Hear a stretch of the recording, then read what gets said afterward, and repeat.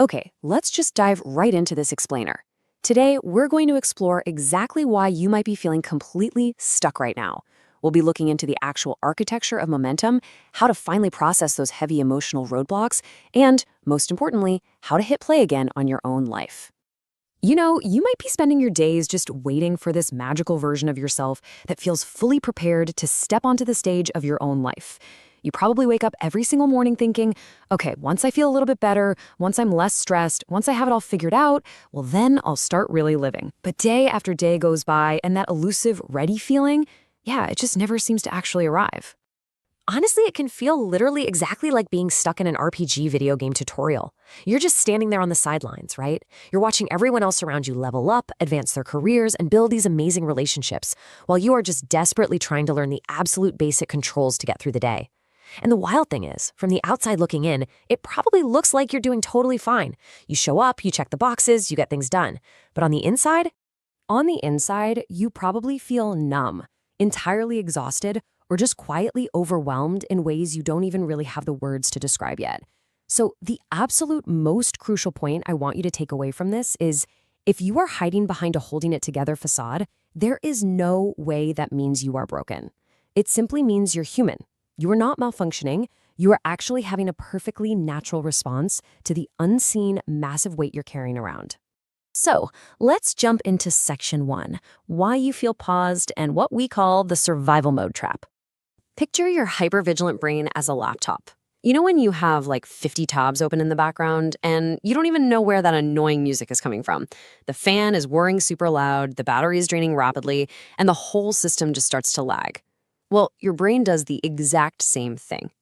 When you have been dealing with prolonged stress, or if you carry traces of past trauma, you run these heavy mental background programs constantly. You're perpetually scanning your environment for threats, you're monitoring the microexpressions of everyone around you for any tiny sign of disappointment.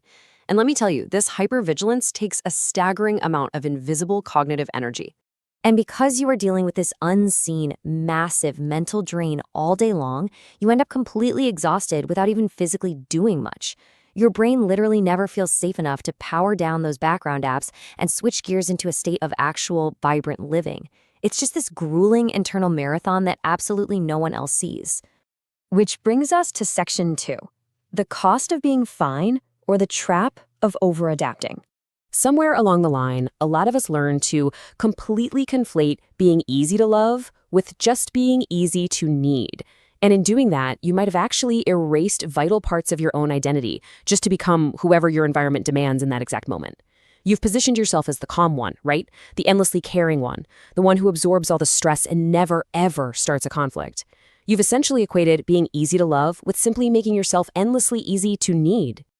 And that creates this really dangerous disconnect between your outward actions and your inner reality. When you don't really know who you are outside of supporting other people, you tend to reach for things like endless productivity just to feel some sense of control, but inside, you're exhausted and numb.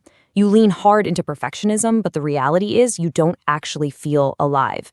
You tell everyone you're always just fine, but secretly, the hidden cost here is that you are basically just waiting for permission to exist for yourself instead of for everyone else. Okay, so let's talk about how to fix it in section 3, building your self-efficacy and shifting the momentum. Look, the real secret here is to stop waiting to feel ready. Highly resilient people absolutely do not wait until they feel 100% prepared. Think about the character Tanjiro from the anime Demon Slayer. He didn't feel ready to fight demons at the start of his journey at all. He was terrified and he struggled constantly. But he started anyway. He literally stepped right forward into the fear, learning and adapting with every single flawed attempt. This brings us to a powerfully transformative psychological concept called self-efficacy. It's essentially the deeply held belief that you can handle new challenges simply because you've survived difficult things before. This proves you absolutely do not need some flawless master plan to tackle your procrastination and self-doubt. You just need to lean on your own track record of survival. Progress really does not have to be dramatic to count. You don't need a complete life overhaul by tomorrow morning. All you need to do is ask yourself, what is one small step I can take today? Embracing those tiny, seemingly insignificant small wins is exactly how you build an unbreakable mindset over time. Next up is section 4, the kintsugi mindset and reframing brokenness. Have you ever heard of the traditional Japanese art of kintsugi? It's where broken pottery isn't thrown away or disguised, it's meticulously repaired with gold. It teaches us this beautiful lesson that cracks shouldn't be hidden at all. They are proof of our history, and they actually make the piece more beautiful.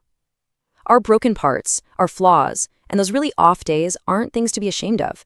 They're actually our gold. Your personal struggles give your story incredible depth, and they foster a profound compassion for other people. These struggles are not failures that are going to ruin the narrative of your life. They're honestly the necessary plot twists that ultimately create a much deeper, far more resilient version of you. All right, let's get into the really practical stuff. Section 5, actionable tools for regaining control.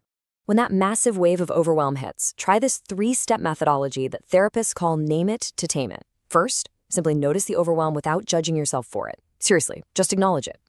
Second, get specific. Swap out a super generic phrase like, I'm stressed, for a pinpointed feeling. Something like, I feel a heaviness in my heart right now. And third, do a quick journal dump, just to let the pressure leave your head and land safely on a piece of paper. The wild thing is, when you put your exact specific feelings into words, you actively reduce the activity in the fear center of your brain. And as you process those feelings, please remember this: rest is not a moral failure. It is a core pillar of your mental health. You don't have to be perfectly okay or limitlessly productive to be worthy of love or rest. Simple tools like that journal dump we just talked about, they don't have to be perfect. Just starting is what counts. And they drastically help unload those heavy background apps so your brain can finally find a moment of peace. So as we wrap up this explainer, I want to leave you with a really direct challenge. What is one small thing you'll try tonight? Could you take literally just 5 minutes for yourself tonight to sit, let all the background noise fade, and simply breathe? It doesn't require a grand plan, and you definitely don't need to feel completely ready. But making that first 5-minute micro step out of the tutorial might be all it takes to finally hit play again. The game is waiting for you out there, so are you ready to start?